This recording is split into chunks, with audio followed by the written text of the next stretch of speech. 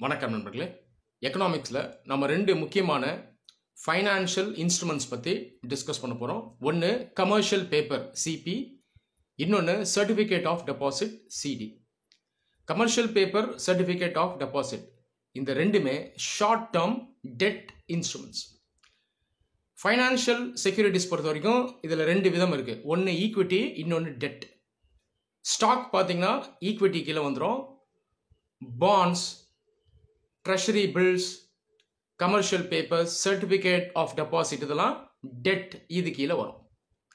அதே போல் நம்ம ஃபைனான்ஷியல் மார்க்கெட்டை ரெண்டாக பிரிக்கலாம் பீரியடை வச்சு. ஒன்று கேபிட்டல் மார்க்கெட், இன்னொன்று ஷார்ட் டேர்ம் மார்க்கெட் அல்லது மணி மார்க்கெட். கமர்ஷியல் பேப்பர், அது இல்லாமல் சர்டிஃபிகேட் ஆஃப் டெபாசிட், இது பார்த்தீங்கன்னா ஷார்ட் டேர்ம் ஃபைனான்ஷியல் மார்க்கெட்டுக்குள்ளே வரக்கூடிய டெட் இன்ஸ்ட்ருமெண்ட்ஸ். முதல்ல கமர்ஷியல் பேப்பர் சிபி, இது என்ன அப்படிங்கிறத நான் எக்ஸ்பிளைன் பண்ணுறேன். கமர்ஷியல் பேப்பர், இந்த டெட் இன்ஸ்ட்ருமெண்ட் ஒரு unsecured instrument. Unsecured debt instrument அப்படிங்கிறது ஃபைனான்ஷியல் அசெட் இருக்கும், ஆனால் அந்த இன்ஸ்ட்ருமெண்ட்டுக்கு பேக் பண்ணுறதுக்கு ஆக்சுவலாக அசெட் இருக்காது. இதுதான் அன்செக்யூர்டு அப்படின்னு சொல்கிறது. இதுக்கு ஆப்போசிட் பார்த்தீங்கன்னா செக்யூர்டு இன்ஸ்ட்ருமெண்ட்ஸ். உதாரணத்துக்கு கவர்மெண்ட் செக்யூரிட்டிஸ், அதாவது கவர்மெண்ட் பாண்ட்ஸ் இருக்கு இல்லையா, இது பார்த்தீங்கன்னா இதுக்கு கேரண்டி இருக்கும், இந்த சாவரின் கேரண்டி இருக்கும், அது செக்யூர்டு. ஆனால் இந்த கமர்ஷியல் பேப்பர் அப்படிங்கிறது ஒரு அன்செக்யூர்டு இன்ஸ்ட்ருமெண்ட், ஏன்னா இதை பேக் பண்ணுறதுக்கு அசெட் கிடையாது. கமர்ஷியல் பேப்பரை யார் இஷ்யூ பண்ணுவாங்கன்னா ஃபைனான்ஷியல் இன்ஸ்டிடியூஷன்ஸ் இஷ்யூ பண்ணுவாங்க. மெயினாக கம்பெனிஸ், அதாவது நிறுவனங்கள், கார்பரேஷன்ஸ் இருக்காங்க இல்லையா, இவங்க இஷ்யூ பண்ணுவாங்க. ஏன் இஷ்யூ பண்ணுறாங்க அப்படின்னா இவங்களுக்கு பணம் தேவை. அப்போ இது ஒரு விதமான கடன், ஓகேங்களா? அந்த கடனை வாங்கிட்டு இஷ்யூ பண்ணுற இன்ஸ்ட்ருமெண்ட் பேர் தான் கமர்ஷியல் பேப்பர். இந்த கடன் எதுக்கு வாங்குறாங்க அப்படின்னா அதுக்கு சில தேவைகள் இருக்குது. அக்கௌண்ட்ஸ் பேயபிள், இன்வென்ட்ரி, பேரோல், இந்த செலவுகளுக்காக கடன் வாங்குவாங்க. அக்கௌண்ட்ஸ் பேயபிள் அப்படின்னு சொல்கிறது ஷார்ட் டேர்ம் கடன் வாங்கி அதை ரீபே பண்ணுறாங்க இல்லையா, இது பார்த்தீங்கன்னா இந்த அக்கௌண்ட்ஸ் பேயபிள்குள்ளே வரும். பேரோல் அப்படிங்கிறது ஒரு நிறுவனத்தில் வேலை செய்கிறாங்கல்ல எம்ப்ளாயீஸ், அவங்களுக்கு அளிக்கக்கூடிய சம்பளம், இந்த செலவு வந்து பேரோல்.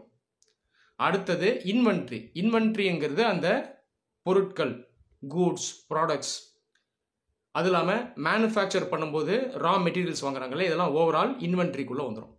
இந்த செலவுகளுக்கு தேவையான பணம் கமர்ஷியல் பேப்பர் மூலமாக இந்த நிறுவனங்கள் ஈட்டிப்பாங்க. புரியுதுங்களா? ஸோ பேசிக்காக இது பேர் தான் கமர்ஷியல் பேப்பர். கமர்ஷியல் பேப்பர் இதனுடைய மினிமம் டினாமினேஷன் இந்தியா பொறுத்த வரைக்கும் 5 lakh rupees. சரி, இந்த கமர்ஷியல் பேப்பர்ஸ் எப்படி ஒர்க் ஆகுது அப்படிங்கிறத நான் எக்ஸ்பிளைன் பண்ணுறேன். இந்த ஒர்க்கிங் மெக்கானிசம் பார்த்தீங்கன்னா கிட்டத்தட்ட ஒரு பாண்டினுடைய ஒர்க்கிங் மெக்கானிசம் அதுதான். பாண்டுக்கு கீழே இருக்கக்கூடிய ட்ரெஷரி பில்ஸ் இருக்கு இல்லையா, அந்த ஒர்க்கிங் மெக்கானிசம்க்கு சிமிலரான மெக்கானிசம். நீங்கள் ட்ரெஷரி பில்ஸில் பார்த்தீங்கன்னா இந்த ட்ரெஷரி பில்லும் ஒரு விதமான பாண்ட்.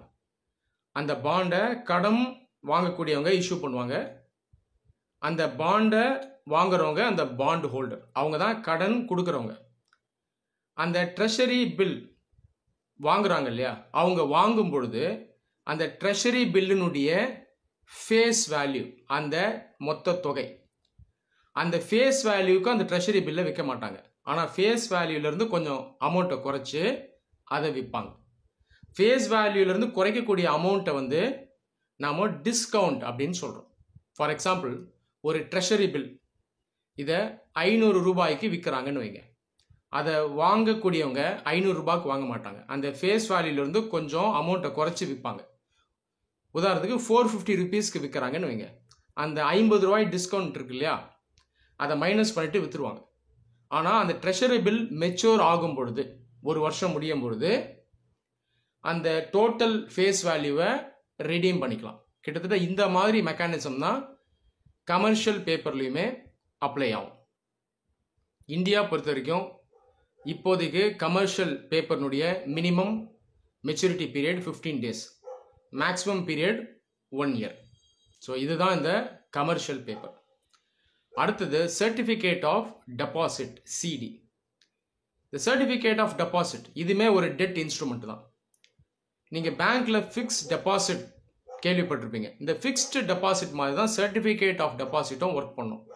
ஆனால் ஃபிக்ஸ்டு டெபாசிட்டுக்கும் சர்டிஃபிகேட் ஆஃப் டெபாசிட்டுக்கும் சின்ன வித்தியாசம் இருக்குது. ஃபிக்ஸ்டு டெபாசிட் அப்படிங்கிறது ஒரு அமௌண்ட்டை நீங்கள் பேங்க்கில் டெபாசிட் பண்ணிவிடுவீங்க ஒரு ஃபிக்ஸ்டு பீரியடுக்கு. அந்த ஃபிக்ஸ்டு பீரியட் முடிகிற வரைக்கும் அதை நீங்கள் வித்ட்ரா பண்ண முடியாது. ஆனால் உங்களுக்கு ஒரு ஃபிக்ஸ்டு இன்ட்ரெஸ்ட்டு வந்துக்கிட்டே இருக்கும். இதுதான் இந்த ஃபிக்ஸ்டு டெபாசிட் அப்படிங்கிறது.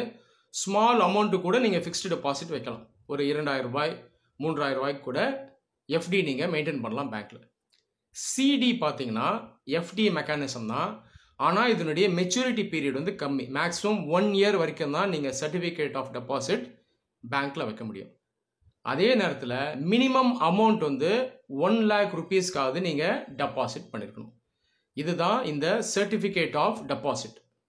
சர்டிஃபிகேட் ஆஃப் டெபாசிட் சிடி இதை யார் இஷ்யூ பண்ணுவாங்கன்னு பார்த்தீங்கன்னா கமர்ஷியல் பேங்க்ஸ் இஷ்யூ பண்ணுவாங்க. அதே போல் ஃபைனான்ஷியல் இன்ஸ்டிடியூஷன்ஸும் இஷ்யூ பண்ணுவாங்க.